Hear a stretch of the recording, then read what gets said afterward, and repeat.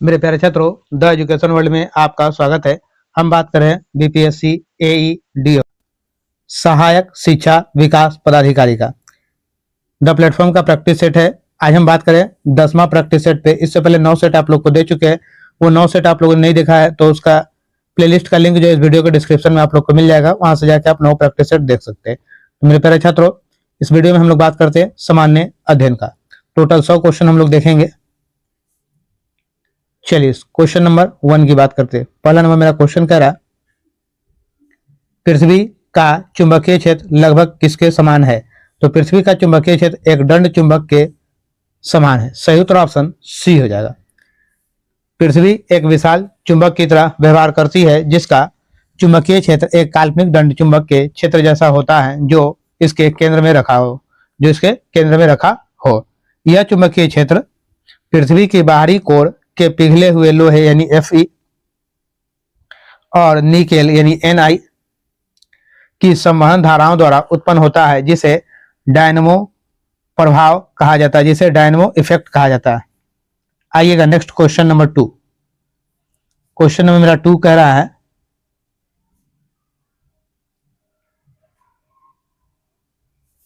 विद्युत चुंबकीय प्रेरण में प्रेरित विभवांतर या विभव की दिशा किसके द्वारा दी जाती है? विभवांतर या विभव की किसके द्वारा दी जाती है?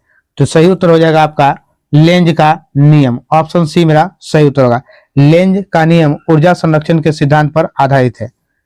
विद्युत चुंबकीय प्रेरण के नियम के अनुसार किसी भी परिपथ में प्रेरित विद्युत धारा की दिशा ऐसी होती है कि वह उस कारण का विरोध करती है जिसके कारण वह स्वयं उत्पन्न होती है, उसका विरोध करती है। Next question, third number. तीसरा नंबर मेरा क्वेश्चन कह रहा है,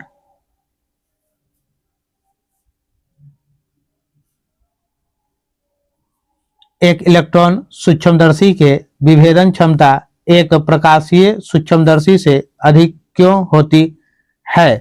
तो अधिक होने के कारण है इलेक्ट्रॉन से जुड़ी दो ब्रॉगली तरंगदैर्घ्य दृश्य प्रकाश से बहुत छोटी होती है। सही उत्तर ऑप्शन बी हो जाएगा। किसी सूक्ष्मदर्शी की विभेदन क्षमता प्रयुक्त विकिरण की तरंगदैर्घ्य के व्युत्क्रमानुपाती होता है, यानी उसका व्युत्क्रमानुपाती होता है, उल्टा होता है। तरंगदैर्घ्य जितनी छोटी होगी विभेदन क्षमता उतनी ही अधिक होगी। जितना छोटा तरंगदैर्घ्य होगा उसकी विभेदन क्षमता उतनी ही अधिक होगी। Question number 4, match the following है हमारा। तो क्वेश्चन नंबर 4 पे आते हैं। एक तरफ पदार्थ है और दूसरे तरफ प्रत्यास्था इसके गुण दिया हुआ। तो क्वार्टर्स का जो है ये होगा आपका लगभग पूर्ण प्रत्यास्था। मोम लगभग पूर्ण सुघट्य यानी प्लास्टिक। उच्च कार्बन स्टील भंगुर हो जाएगा और तांबा का हो जाएगा तन्य। इस तरह से आपका सही उत्तर होगा ऑप्शन ए मेरा सही उत्तर हो जाएगा।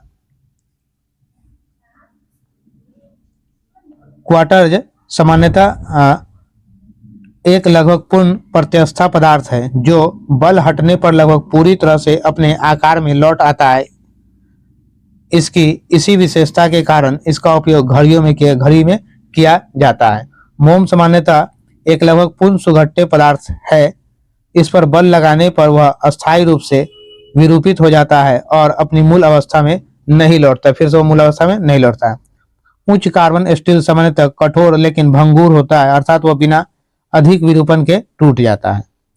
तांबा मुख्यतः एक उत्कृष्ट तन्य धातु है, यानी तन्य मतलब जितना आप इसको लम्हार सकते, जितना आप इसको लंबा कर सकते, मतलब पीट के, इसी के लिए तन्य धातु है, जिसका अर्थ है कि इसे आसानी से खींचकर पतले तारों में बदला जा सकता है। क्वेश्चन नंबर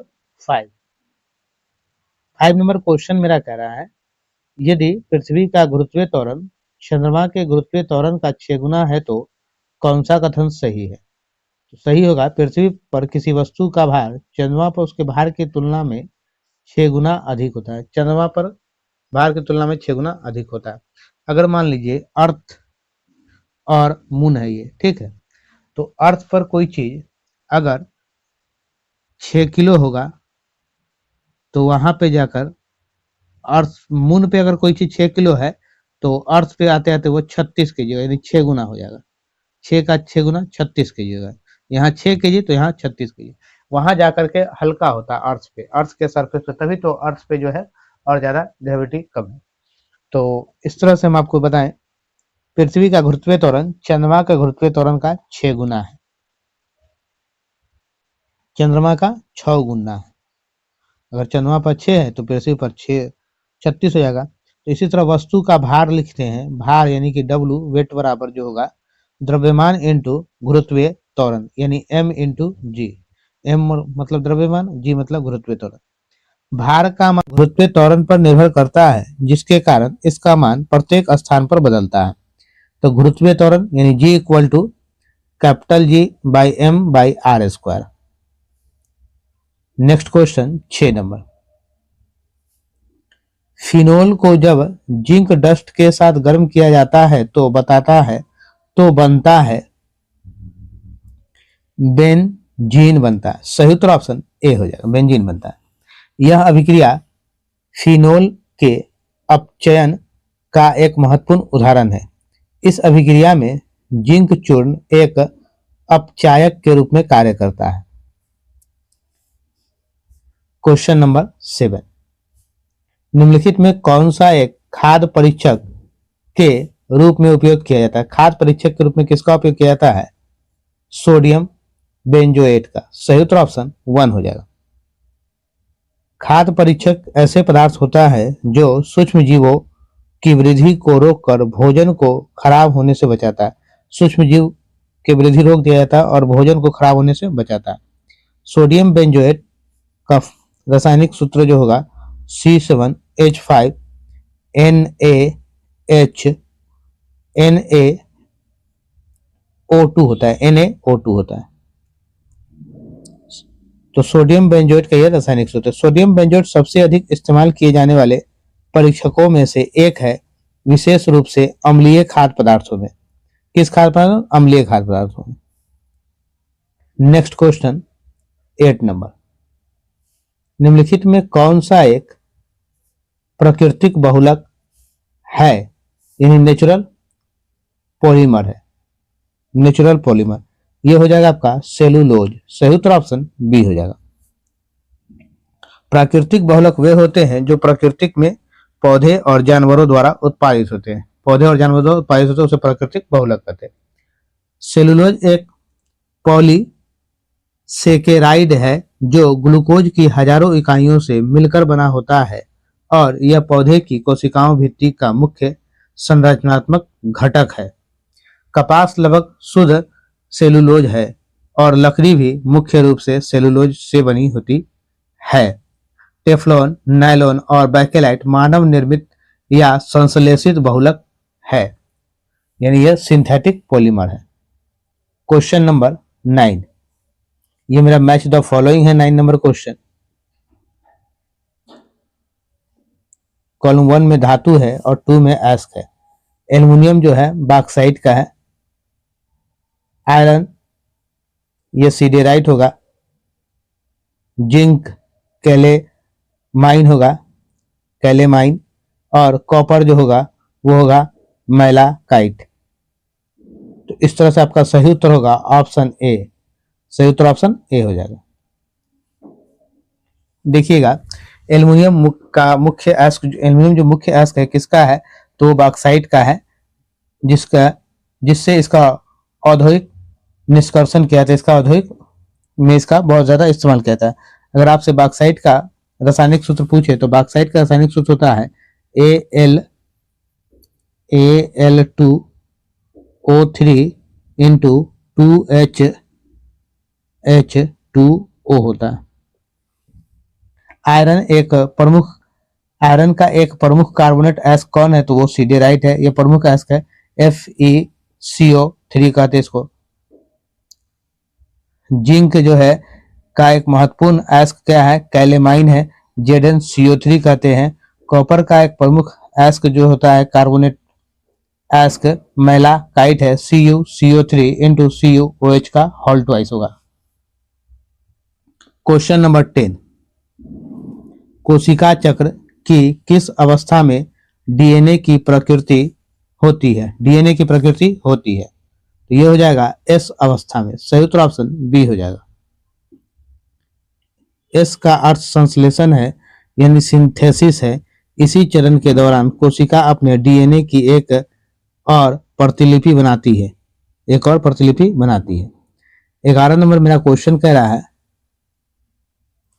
11 नंबर है, डार्विन की योग्यतम की उत्तरजीवित का अर्थ है, उत्तरजीवित का अर्थ है, तो ये क्या हो जाएगा आपका, जो जीव अपने पर्यावरण के लिए सबसे अच्छे अनुकूलित होते हैं वे जीवित रहते हैं और प्रजनन करते हैं।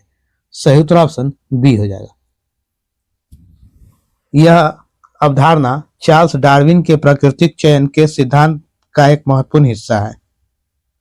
योग्यतम का अर्थ शारीरिक रूप से सबसे मजबूत होना नहीं है, बल्कि इसका अर्थ उस जीव से है जो अपने मौजूदा वातावरण में जीवित रहने और सफलतापूर्वक वंश उत्पन्न करने में सबसे सक्षम है। सबसे क्या है? सक्षम है, योग्य है। Next question 12 number. 12 नंबर मेरा क्वेश्चन मैच द फॉलोइंग है, और इसमें हम लोग जरा देखेंगे, एक तरफ हमारा प्रक्रिया है और दूसरी तरफ संबंधित उद्योग और उत्पादन है। ये 12 नंबर क्वेश्चन। हैबर प्रक्रम, ये होता है अमोनियम, क्या होगा? अमोनियम। हैबर प्रक्रम का अमोनियम हो जाएगा। ओस्टवाल्ड प्रक्रम, इसका हो जाएगा नाइट्रिक अम्ल हो जाएगा, नाइट्रिक अम्ल। संपर्क प्रक्रम का सल्फ्यूरिक अम्ल हो जाएगा, सल्फ्यूरिक अम्ल। साल्वे प्रक्रम का सोडियम कार्बोनेट, सोडियम कार्बोनेट। तो सही उत्तर आपका ऑप्शन सी हो जाएगा, सही उत्तर ऑप्शन सी हो जाएगा। हैबर प्रक्रम का उपयोग अमोनिया यानी NH3 के औद्योगिक उत्पादन के लिए किया जाता है। ओस्टवाल्ड प्रक्रम अमोनिया के उत्प्रेरकीय ऑक्सीकरण द्वारा नाइट्रिक अम्ल यानी कि HNO3 बनाने की एक विधि है, नाइट्रिक अम्ल यानी HNO3 बनाने की एक विधि है। संपर्क प्रक्रम, ये संपर्क प्रक्रम जो है का उपयोग सल्फ्यूरिक अम्ल यानी H2SO4 के बड़े पैमाने पर उत्पादन के लिए किया जाता है। और साल्वे प्रक्रम का जो उपयोग है, इसको ब्राइन यानी NaCl से सोडियम कार्बोनेट Na2CO3 यानी धावन सोडा के निर्माण के लिए किया जाता है। आइएगा नेक्स्ट क्वेश्चन 13 नंबर। 13 नंबर मेरा क्वेश्चन है, अभिकथन ए सुपोषण जलीय जीवों की मृत्यु का कारण बनता है, और कारण आर बता रहा है शैवाल प्रस्फुटन का अपघटन जल में ऑक्सीजन को समाप्त कर देता है, जिससे हाइपोक्सिया की स्थिति उत्पन्न होती है, हाइपोक्सिया की स्थिति उत्पन्न होती है। सही उत्तर होगा आपका ए और आर दोनों सही है, और आर ए की सही व्याख्या करता है। सही उत्तर ऑप्शन ए हो जाए। सुपोषण वह प्रक्रिया है जिसमें एक जल निकाय जैसे कि झील या तालाब पोषक तत्वों से अत्यधिक समृद्ध हो जाता है। इनमें पोषक तत्वों की अधिकता के कारण शैवाल की अत्यधिक वृद्धि होती है, जिससे शैवाल प्रस्फुटन कहते हैं।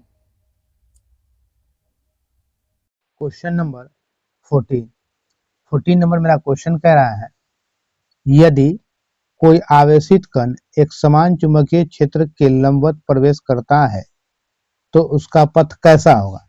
तो उसका पथ जो है वो वृत्ताकार होगा। सही उत्तर ऑप्शन बी हो जाएगा। जब एक आवेशित कण चुंबकीय क्षेत्र में गति करता है तो उस पर एक लारेंज बल लगता है। कौन सा बल? लारेंज बल लगता है, जो उसके वेग और चुंबकीय क्षेत्र दोनों के लंबवत होता है।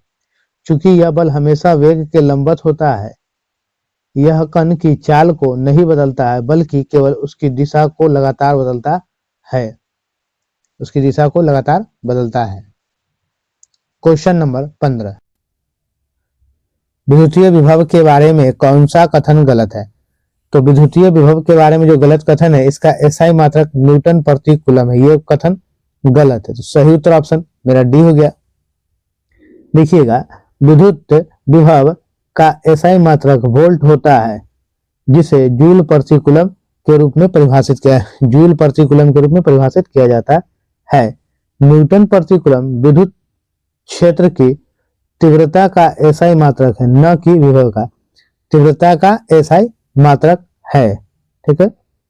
विद्युत विभव एक कौन सी राशि है? तो अदिश राशि है। इसका अर्थ है कि इसमें केवल परिमाण होता है, कोई दिशा नहीं होती है। Next question 16 number. अल्केन के क्वथनांक आणविक द्रव्यमान बढ़ने के साथ बढ़ते हैं, क्योंकि अंतरा आणविक वान डर वाल्स बल बढ़ते हैं। सही उत्तर ऑप्शन सी हो जाएगा। अल्केन अध्रुवीय अणु होते हैं, इसलिए उनके बीच केवल कमजोर अंतरा आणविक बल होते हैं, जिन्हें वान डर वाल्स बल भी कहा जाता है।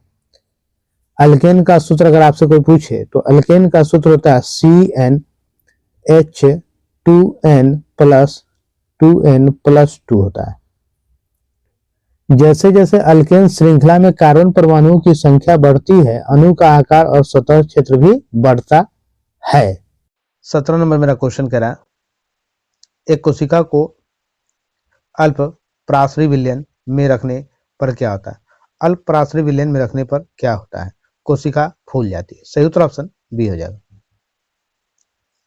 अल्प पराश्रयी विलयन वह विलयन है जिसमें विलय की सांद्रता कोशिका द्रव की तुलना में कम होती है। किसकी तुलना में कम होती है? कोशिका द्रव की तुलना में कम होती है।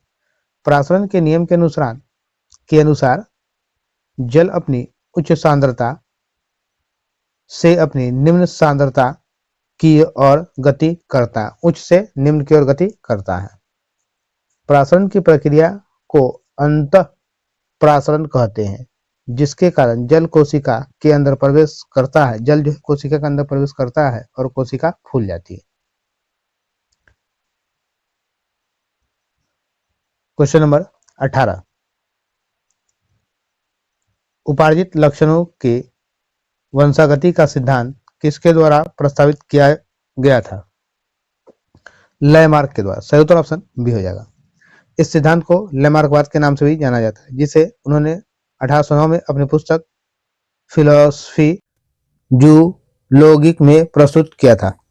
लैमार्क का मानना था कि जीव अपने जीवन काल में अंगों के उपयोग के माध्यम से जो भी भौतिक लक्षण प्राप्त करता है, वो उसकी अगली पीढ़ी में स्थानांतरित हो जाता है। क्वेश्चन नंबर 19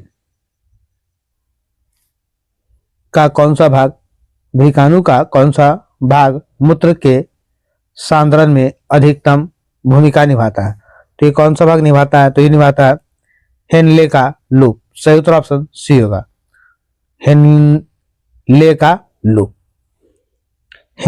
का लूप और वसा रेक्टा मिलकर एक प्रतिधारा क्रियाविधि का निर्माण करता है।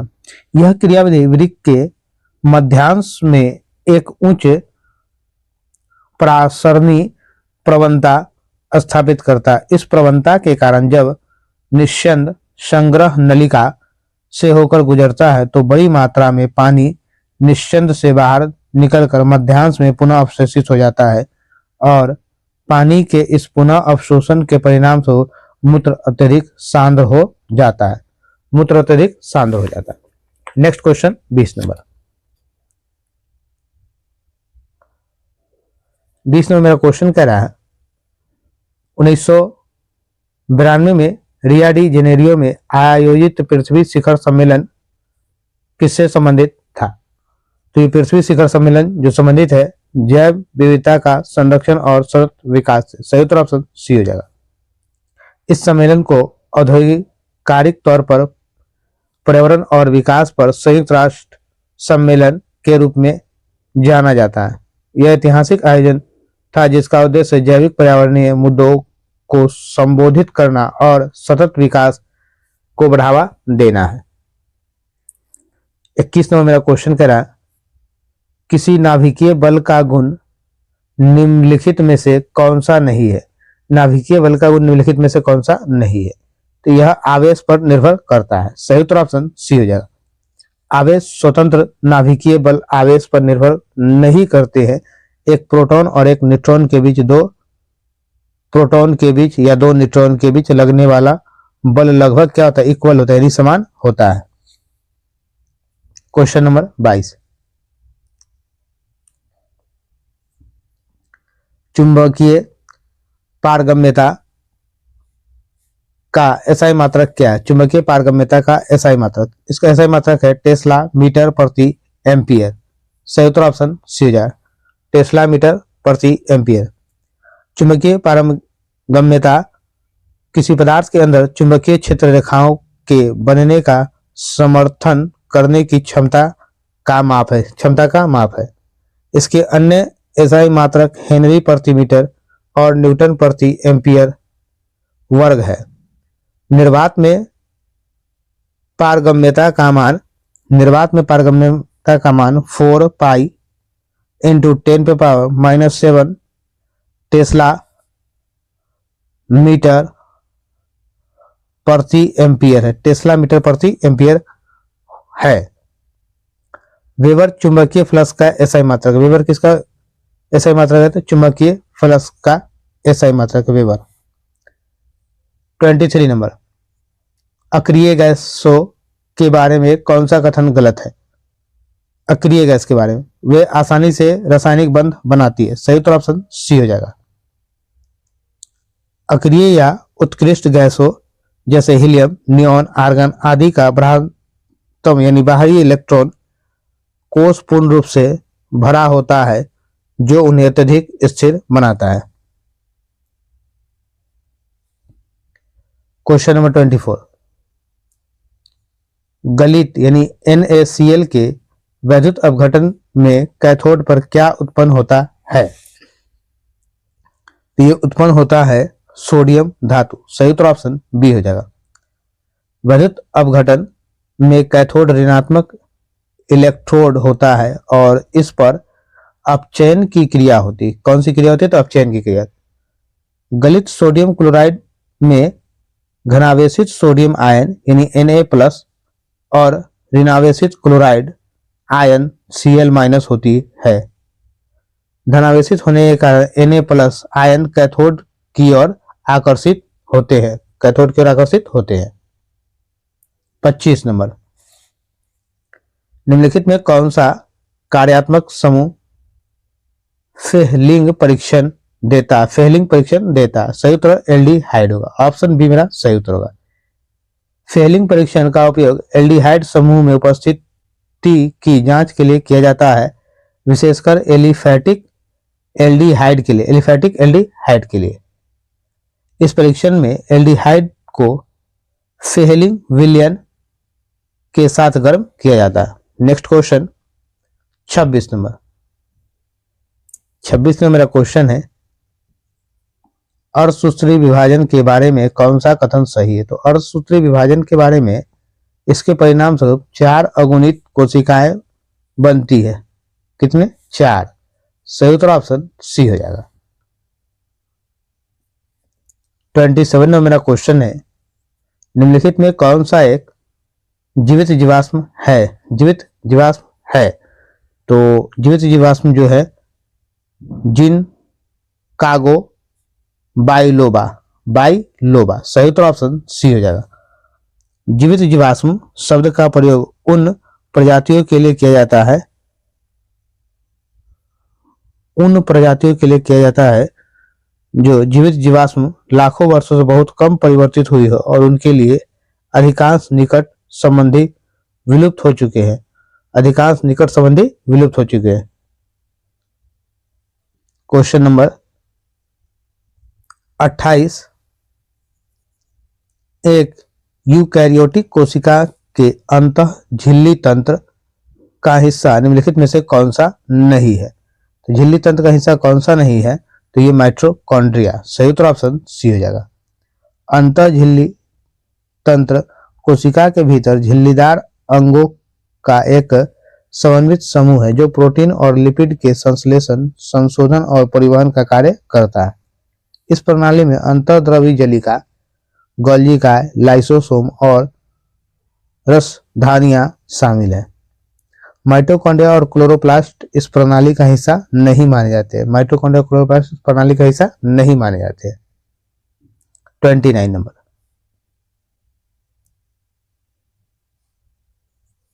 एंजाइम रिवर्स ट्रांसक्रिप्टेस की क्या भूमिका है? ट्रांसक्रिप्टेस की भूमिका क्या है? तो इसकी भूमिका जो है आरएनए से डीएनए का संश्लेषण, सही उत्तर ऑप्शन बी होगा, आरएनए से डीएनए का संश्लेषण। यह एंजाइम आरएनए टेम्पलेट का उपयोग करके डीएनए का संश्लेषण करता है। इस प्रक्रिया को व्युत्क्रम अनुलेखन कहते हैं। क्या कहते हैं? व्युत्क्रम अनुलेखन कहते हैं। क्वेश्चन नंबर 30, कवक और उच्च पादपों की जड़ों के बीच सहजीवी संबंध को कहा जाता है। क्या कहा जाता है? तो इसे कहा जाता है माइकोराइजा, माइकोराइजा, सही उत्तर ऑप्शन बी होगा।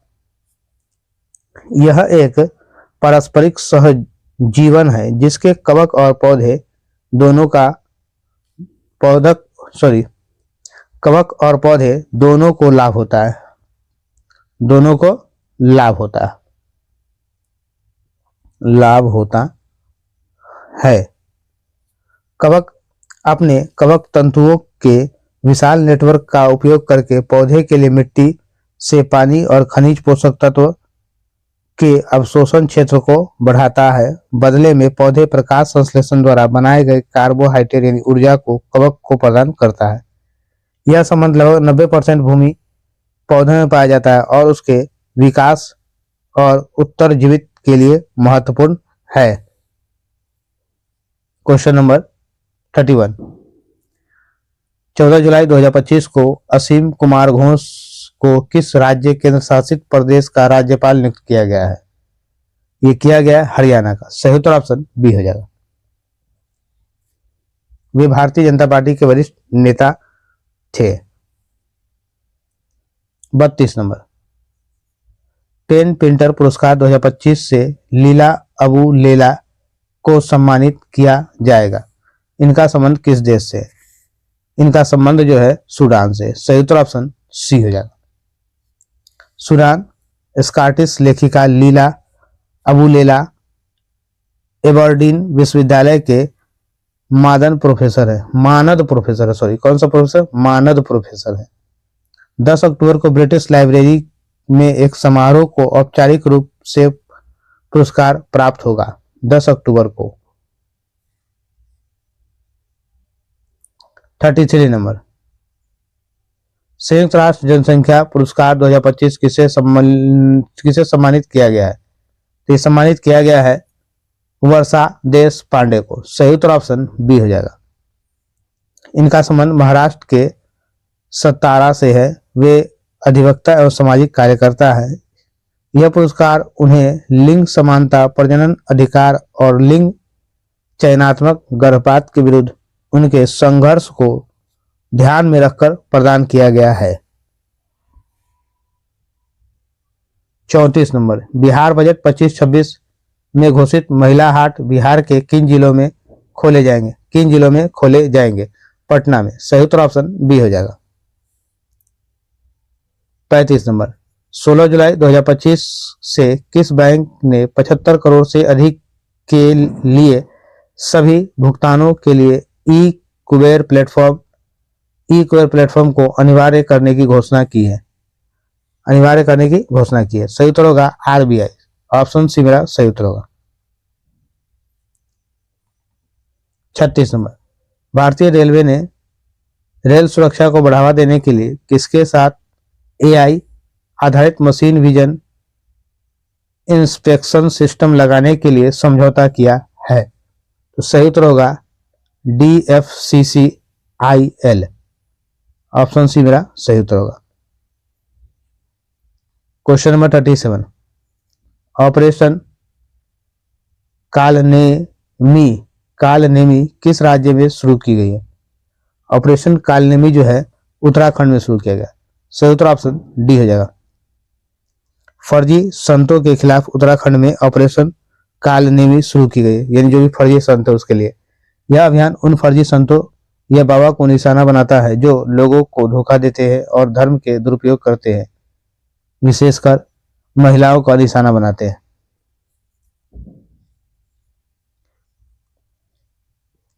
क्वेश्चन नंबर 38, हाल ही में किस देश की पुरुष क्रिकेट टीम ने पहली बार 2026 में T20 विश्व कप के लिए क्वालिफाई किया है?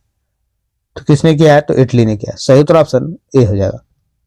नीदरलैंड को हराने के बावजूद भी इटली ने T20 विश्व कप 2026 के लिए क्वालिफाई किया है, नीदरलैंड को हराने के बाद।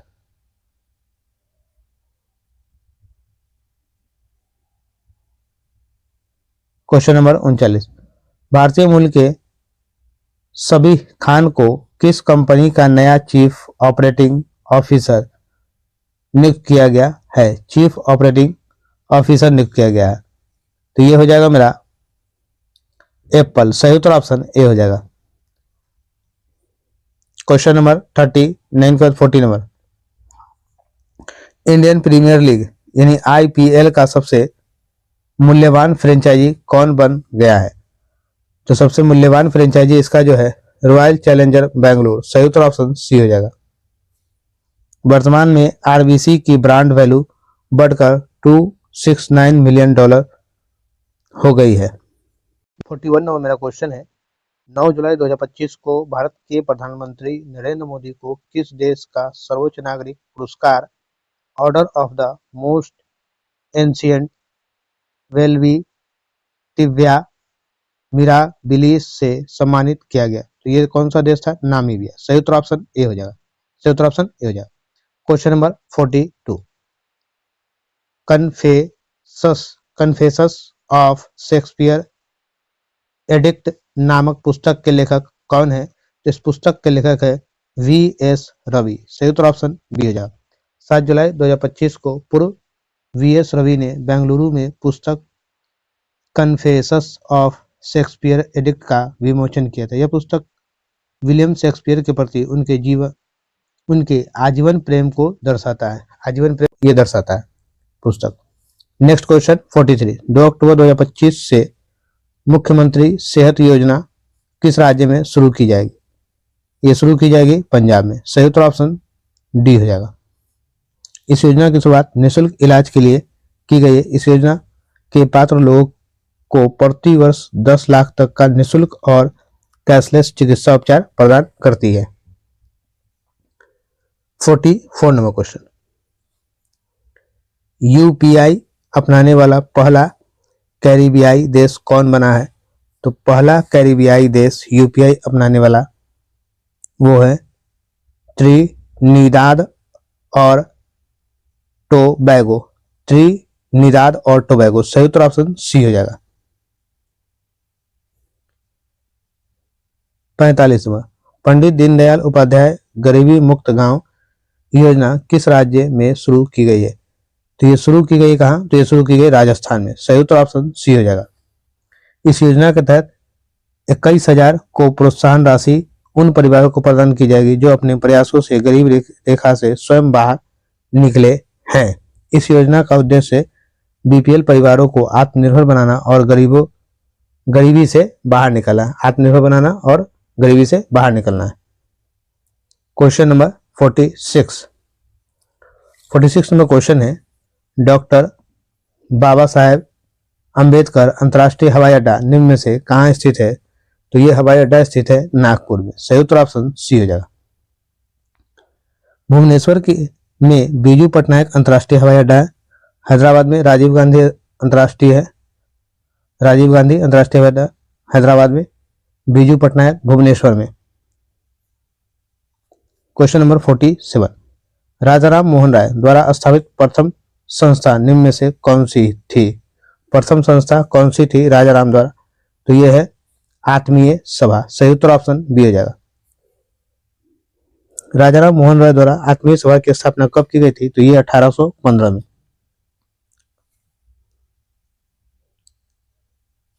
48 नंबर मेरा क्वेश्चन है, निम्नलिखित नेताओं में से किसने क्रांतिकारी संगठन अभिनव भारत समाज की स्थापना की? तो अभिनव भारत समाज की स्थापना विनायक दामोदर सावरकर ने की थी। विनायक दामोदर सावरकर ने। सही उत्तर ऑप्शन बी हो जाए। कब की थी? तो ये किया गया था 1904 में किया गया था। नेक्स्ट क्वेश्चन 49 नंबर, पहली बार बिरसा मुंडा किस वर्ष गिरफ्तार किए गए थे? तो बिरसा मुंडा सबसे पहली बार गिरफ्तार किए गए थे 1895 में। सही उत्तर ऑप्शन ए हो जाएगा। 1 अक्टूबर 1894 को बिरसा मुंडा ने अपने समाज के लोगों को इकट्ठा कर अंग्रेजी शासन से लगान माफी आंदोलन की शुरुआत किया और अगस्त 1895 में बिरसा मुंडा को अंग्रेजी शासक ने गिरफ्तार कर लिया। बिरसा मुंडा को 1897 में महारानी विक्टोरिया के शासनकाल के हीरक जयंती के अवसर पर जेल से मुक्त किया गया था। नेक्स्ट क्वेश्चन 50 नंबर, भारत की मुख्य भूमि के सबसे उत्तरी और दक्षिणी बिंदु के बीच की लंबाई कितनी है? उत्तरी और दक्षिणी बिंदु के बीच की लंबाई कितनी है? तो ये है 3214 किलोमीटर। सही उत्तर ऑप्शन ए होगा। भारत की मुख्य भूमि के सबसे पूर्वी और पश्चिमी बिंदुओं के बीच की लंबाई अगर आपसे पूछे तो ये कहिएगा 2933 किलोमीटर, पश्चिमी और पूर्वी के बीच की पूछेगा तब। भारत के स्थलीय सीमा की कुल लंबाई अगर पूछे, स्थलीय सीमा की लंबाई, तो 15,200 किलोमीटर है स्थलीय सीमा की कुल लंबाई। 51 नंबर, पवना नदी परियोजना किस राज्य में है? तो ये कहाँ है? तो ये महाराष्ट्र में। सही उत्तर ऑप्शन बी हो जाएगा। पवना नदी परियोजना पवना नदी और महाराष्ट्र राज्य में स्थित है। पवना नदी पर महाराष्ट्र राज्य में स्थित है। क्वेश्चन नंबर 52, मैसूर शहर किस नदी के तट पर अवस्थित है? मैसूर शहर कावेरी नदी के तट पर। सही उत्तर ऑप्शन ए हो जाएगा। कर्नाटक राज्य का श्रीरंगपट्टनम तथा मैसूर शहर कावेरी नदी के तट पर स्थित है। क्वेश्चन नंबर 53, भारतीय संविधान के किस अनुच्छेद में संसद को यह शक्ति प्राप्त है कि वह किसी बाहरी क्षेत्र को भारत में शामिल होने की अनुमति प्रदान कर सके? सही उत्तर हो जाएगा अनुच्छेद 2। Option B is right answer. अनुच्छेद 2। अनुच्छेद 1 में उल्लेख है कि भारत अर्थात इंडिया राज्यों का संघ है और अनुच्छेद 2 के अंतर्गत संसद विधि द्वारा ऐसे निबंधों और शर्तों पर जो वह ठीक समझे संघ में नए राज्य का प्रवेश या उनकी स्थापना कर सकता है। यह अनुच्छेद 2 में कहा गया। क्वेश्चन नंबर 54, संविधान को 26 जनवरी लागू करने का निर्णय इसलिए किया गया क्योंकि कांग्रेस ने इस तिथि को 1930 ईस्वी में स्वतंत्रता दिवस के रूप में मनाया था। सही उत्तर ऑप्शन सी हो जाएगा।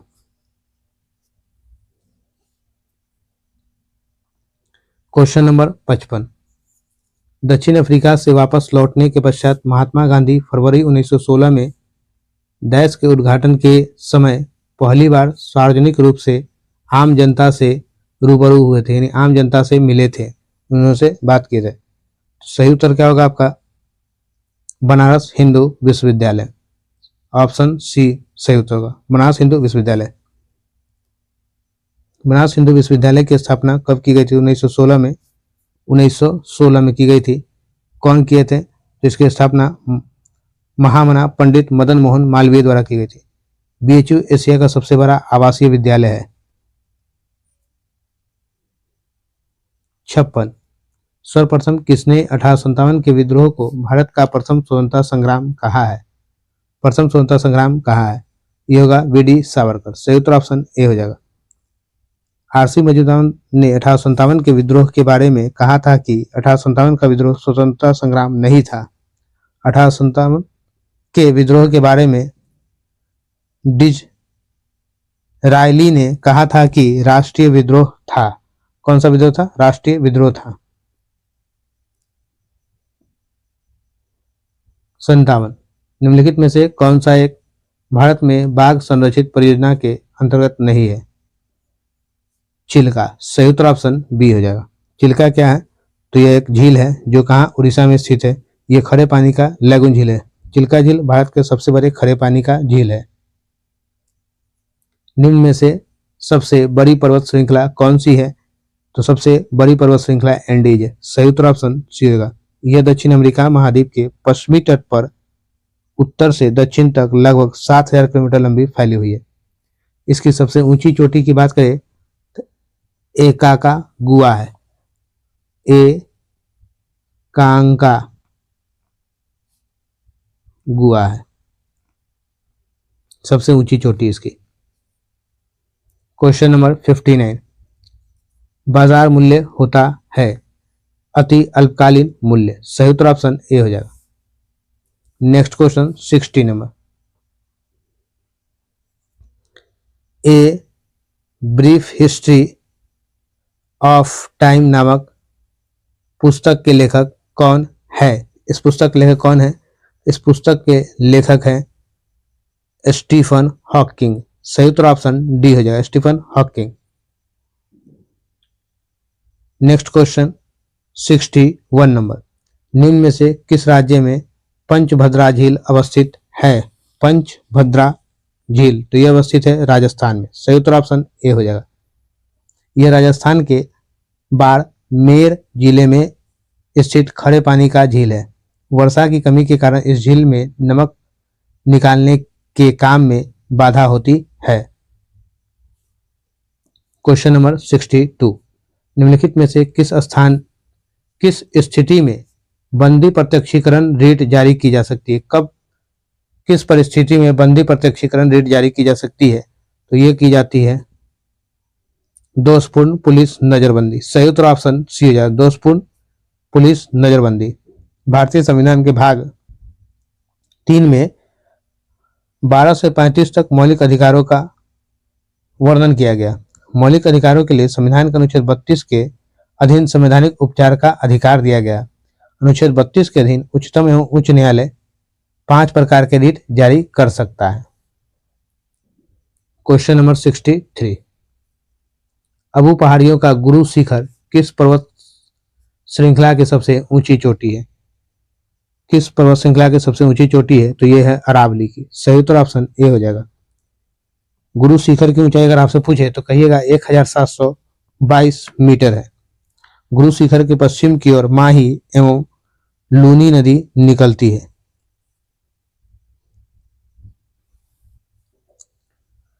सिक्सटी 64 क्वेश्चन कह रहा है, राज्यपाल प्रत्येक वित्तीय वर्ष के संबंध में राज्य के विधानमंडल के सदन या सदनों के समक्ष वार्षिक वित्तीय विवरण प्रस्तुत करवाएंगे।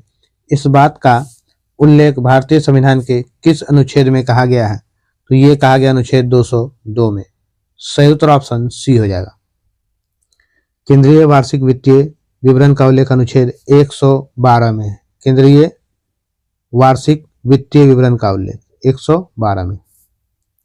क्वेश्चन नंबर 65, 1 अप्रैल 2002 से 31 मार्च 2007 तक का काल किस पंचवर्षीय योजना का काल था?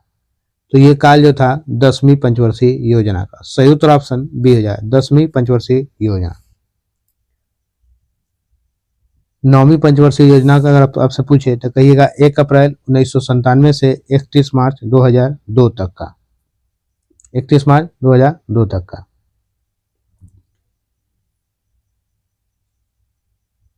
66 नंबर, इलाहाबाद में 1857 के विद्रोह का दमन करने वाला अंग्रेज अधिकारी कौन था?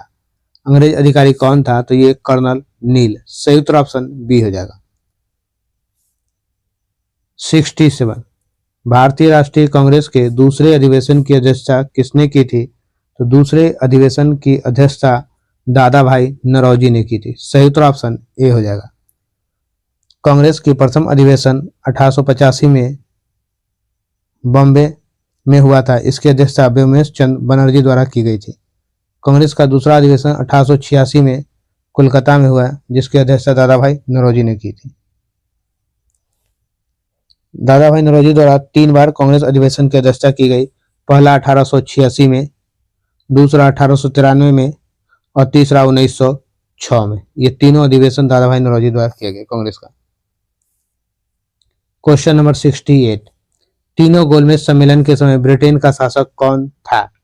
तीनों गोलमेज सम्मेलन के समय ब्रिटेन का शासक जॉर्ज पंचम। सही उत्तर ऑप्शन ए हो जाएगा। तीनों गोलमेज सम्मेलन का आयोजन लंदन में 1930 से 1932 के दौरान हुआ था। 30 से 32 के दौरान।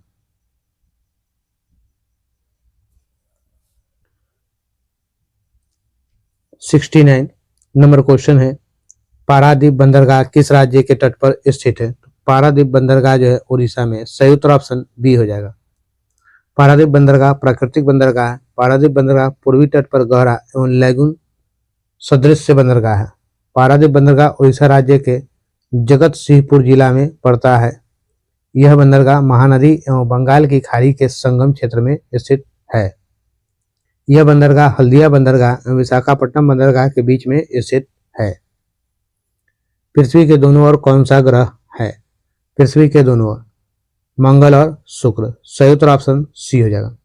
शुक्र को पृथ्वी की बहन भी कहा जाता है, यानी सिस्टर कहा जाता है। सौरमंडल का सबसे ऊंचा पर्वत निक्स ओलंपिया है, जो माउंट एवरेस्ट से 71 नंबर क्वेश्चन कर रहा है, बाबर का वास्तविक नाम क्या था? बाबर का वास्तविक नाम जहीरुद्दीन था। सही उत्तर ऑप्शन बी होगा। मुगल वंश का संस्थापक जहीरुद्दीन मोहम्मद बाबर था। बाबर ने भारत पर 1519 से 26 तक 5 बार भारत पर आक्रमण किया था। बाबर को अपनी उदारता के लिए कलांदर की उपाधि दी गई है। क्वेश्चन नंबर 72, अखिल भारतीय मुस्लिम लीग या ऑल इंडिया मुस्लिम लीग की स्थापना 1906 में किस स्थान पर की गई थी? ढाका में की गई थी। सही उत्तर ऑप्शन ए हो जाएगा। 30 दिसंबर 1906 को आगा खां ढाका के नवाब सलीमुल्लाह खां तथा मोहसिन उल मुल्क के नेतृत्व में मुस्लिम लीग की स्थापना की थी। इसके संस्थापक जो है सलीमुल्लाह खां और आगा खां को माना जाता है। क्वेश्चन नंबर 73, जन गण मन पहली निम्न में से किस अवसर पर मनाया गया था? पहली बार मनाया गया था भारतीय राष्ट्रीय कांग्रेस के अधिवेशन 1911 में। सही उत्तर ऑप्शन सी हो जाएगा। 1911 के अवसर पर गाया गया था। 1911 का कांग्रेस अधिवेशन कहाँ हुआ था? तो कोलकाता में हुआ था। 1911 के कांग्रेस अधिवेशन के अध्यक्ष कौन थे? तो पंडित विशन नारायण धर थे। कौन थे? विशन नारायण धर थे।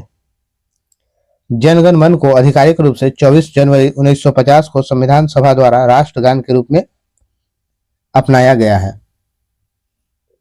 क्वेश्चन नंबर 74, सहकारी समिति बनाने का अधिकार प्रत्येक भारतीय नागरिक का एक मौलिक अधिकार है, जिसका उल्लेख संविधान के किस अनुच्छेद में है? किस अनुच्छेद में है? तो ये हो जाएगा 19(1)(c) में है। सही उत्तर ऑप्शन सी हो जाएगा। क्वेश्चन नंबर 75, अनुच्छेद 360 के तहत राष्ट्रपति द्वारा घोषित वित्तीय आपात को संसद के दोनों सदनों में ऐसी घोषणा के कितने समय सीमा में अनुमोदित हो जाना चाहिए? कितना समय सीमा में अनुमोदित हो जाना चाहिए? सही उत्तर होगा 2 माह के अंदर में। सही उत्तर ऑप्शन बी होगा, 2 माह के अंदर में।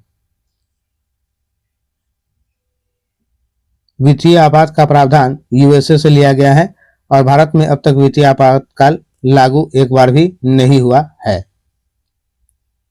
क्वेश्चन नंबर 76, उदारीकरण का अर्थ क्या है? तो उदारीकरण का अर्थ है निजी स्वतंत्रता, बाजार की शक्तियों की स्वतंत्रता एवं अनियंत्रण की नीति का अनुसरण करना। सही उत्तर ऑप्शन बी हो जाए। सही उत्तर ऑप्शन बी हो जाए। उदारीकरण का अर्थ है कि सरकारी कानून को सरल बनाना और उदारीकरण के द्वारा लाइसेंस प्रणाली को समाप्त कर दिया गया है अथवा सरल बनाया गया है। 24 जुलाई 1991 को भारत में उदारीकरण की घोषणा किया गया था। उदारीकरण की घोषणा कब की थी? 24 जुलाई 1991 को।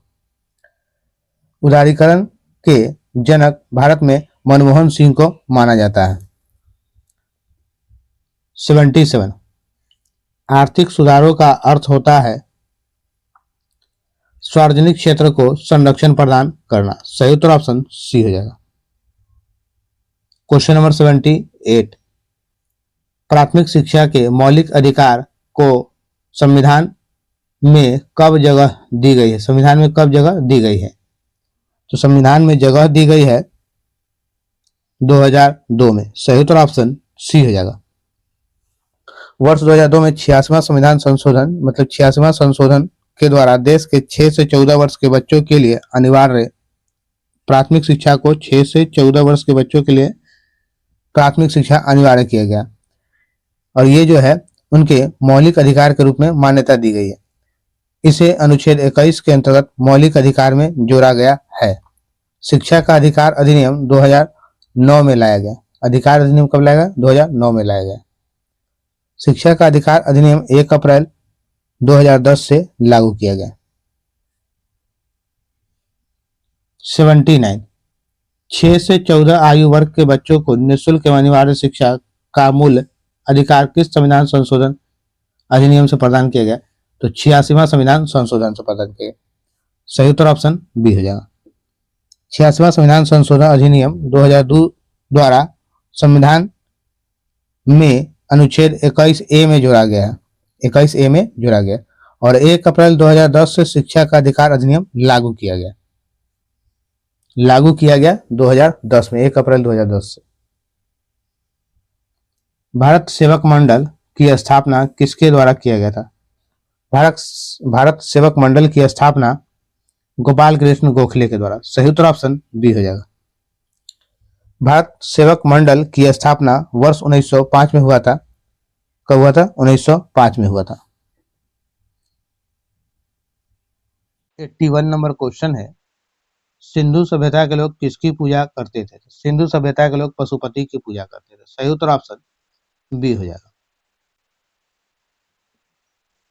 82 नंबर जो है मैच द फॉलोइंग में एक महाजनपद है और दूसरी तरफ राजधानी है। किस महाजनपद की राजधानी कहाँ थी ये बताना है। देखिए, अंग की राजधानी कहाँ थी? तो इसकी राजधानी चंपा है। काशी, वाराणसी, कौशल,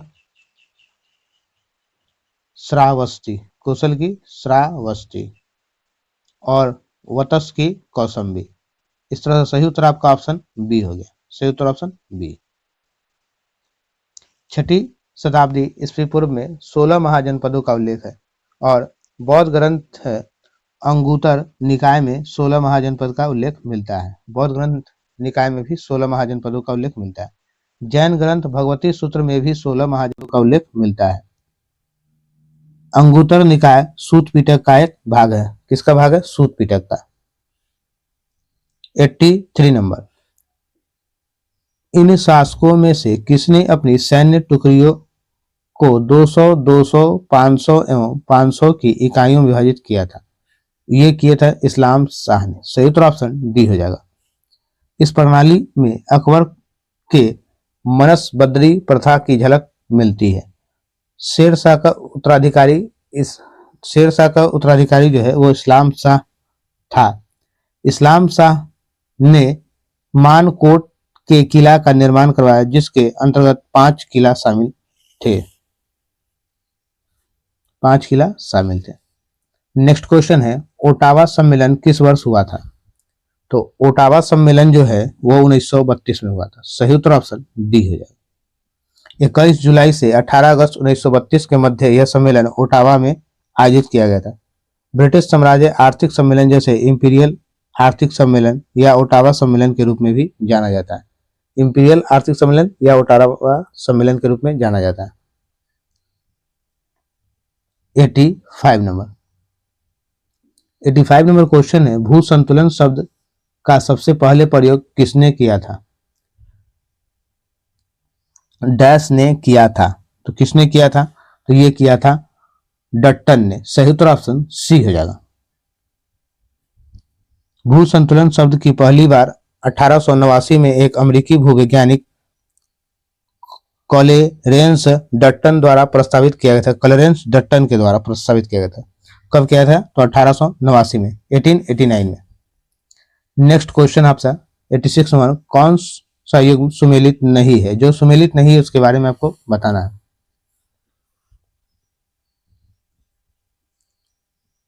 माधव मझगांव मझगांव डाक लिमिटेड गोवा में, ये आपका सुमेलित नहीं है, बाकी सब आपका सुमेलित है। तो सही उत्तर आपका क्या होगा? ऑप्शन सी होगा। मझगांव डॉकयार्ड लिमिटेड ये गोवा में नहीं, कहाँ है? तो ये जो है आपका मुंबई में है, मुंबई में। सही उत्तर क्या गया? ऑप्शन सी हो गया। बाकी ये सभी क्या है? सुमेलित है। क्वेश्चन नंबर 87, 2011 की जनगणना के अनुसार भारत में निम्नलिखित में से किस राज्य में लिंगानुपात सर्वाधिक रहा है? लिंगानुपात सबसे अधिक रहा है, ये हो जाएगा तमिलनाडु। सही उत्तर ऑप्शन बी हो जाएगा।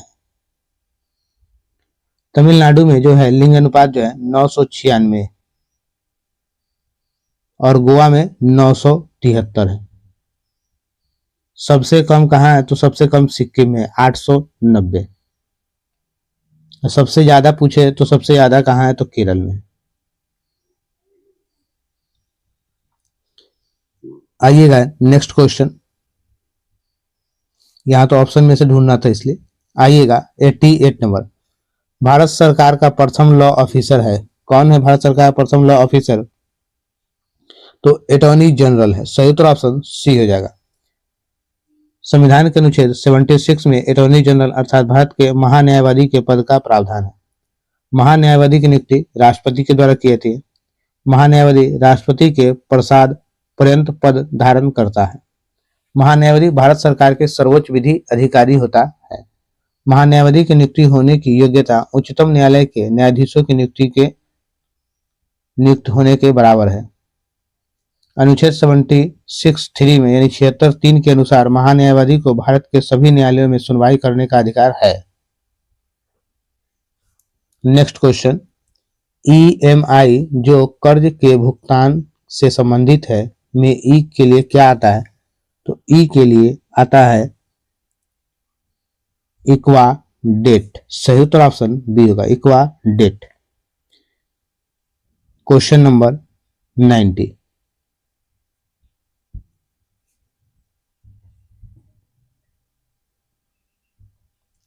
90 में मेरा क्वेश्चन है, वेलिंगटन कप का संबंध किस खेल से है? तो वेलिंगटन कप का संबंध जो है वो आपका हॉकी से। सही उत्तर ऑप्शन सी हो जाएगा। नेक्स्ट क्वेश्चन 91 नंबर, बिहार का कौन सा जिला सामान्यतः शीतकाल में सर्वाधिक ठंड रहता है?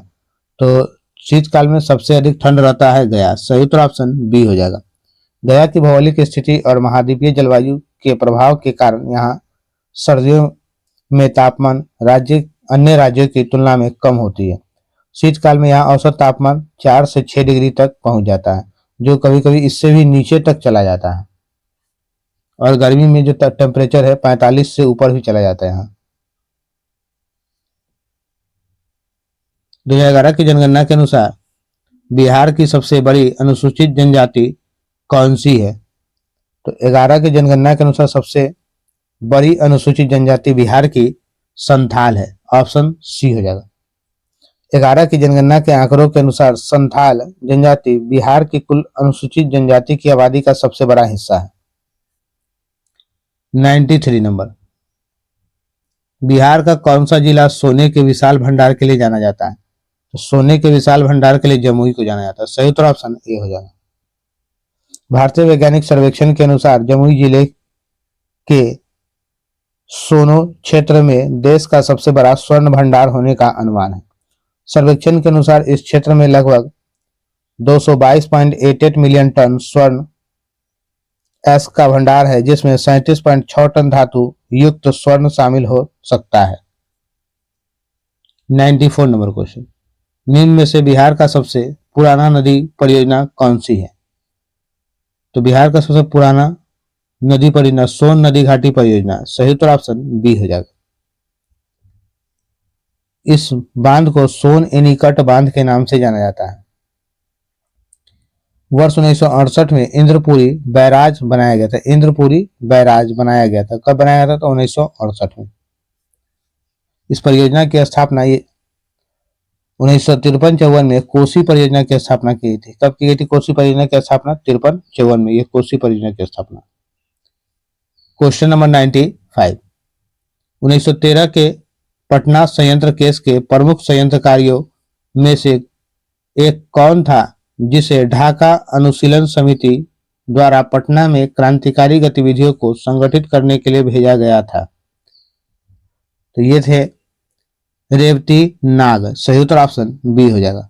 रेवती नाग ढाका अनुशीलन समिति के एक प्रमुख सदस्य थे जिन्हें पटना में क्रांतिकारी गतिविधियों को संगठित करने और युवाओं को जोड़ने का कार्य सौंपा गया था। 96 नंबर मेरा क्वेश्चन है, ऐतिहासिक गौरव और राष्ट्रीय स्वाभिमान की भावना जगाने के लिए अम्बपाली नामक प्रसिद्ध नाटक की रचना किसने की थी? तो इस प्रसिद्ध नाटक की रचना राम वृक्ष बेनीपुरी ने। सही उत्तर ऑप्शन बी हो जाएगा। राम वृक्ष बेनीपुरी, जिन्हें कलम का जादूगर कहा जाता है, एक महान राष्ट्रवादी लेखक, पत्रकार और स्वतंत्रता सेनानी थे। उन्होंने वैशाली की प्रसिद्ध नगरवधु अम्रपाली के जीवन पर आधारित अम्बपाली नाटक की रचना की, जिसका उद्देश्य ऐतिहासिक गौरव के माध्यम से लोगों में राष्ट्रीय चेतना जगाना था। नेक्स्ट क्वेश्चन 97, ये 97 नंबर क्वेश्चन है मेरा।